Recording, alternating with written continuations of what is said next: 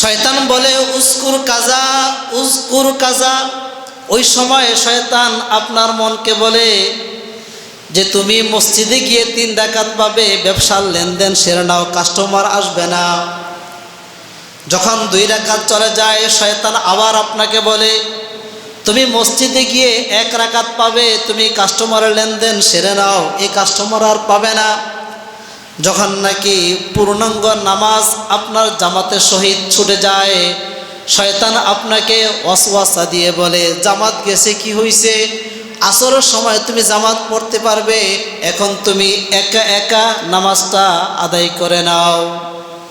শয়তান এই প্রসেসে আপনাকে কি করে শেষ, একদিন একা একা, 2 দিন একা একা, 3 দিন একা একা, 4র্থ দিনে এসে শয়তান বলে জাস্ট টাইমে নামাজ পড়ার দরকার নাই, 3টা বাজে জোহরের নামাজ পড়ো, কাস্টমার ভিড়।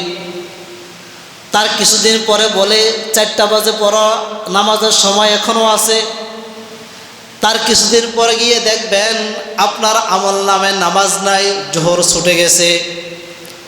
1 ওয়াক্ত ছুটে, 2 ওয়াক্ত ছুটে, 3 ওয়াক্ত ছুটে, এক সময় আপনাকে বেনামাজি করে ফেলে। আপনি যে নামাজ থেকে দূরে সরে গেছেন, নামাজ থেকে খারেজ হয়ে গেছেন, এই চিন্তা চেতনাও আপনার নাই। ব্যবসা বেড়ে গেছে, আপনার সম্পদ হয়ে গেছে, আপনি ঈমান আমল থেকে, ইবাদত থেকে আপনি দূরে সরে গেছেন।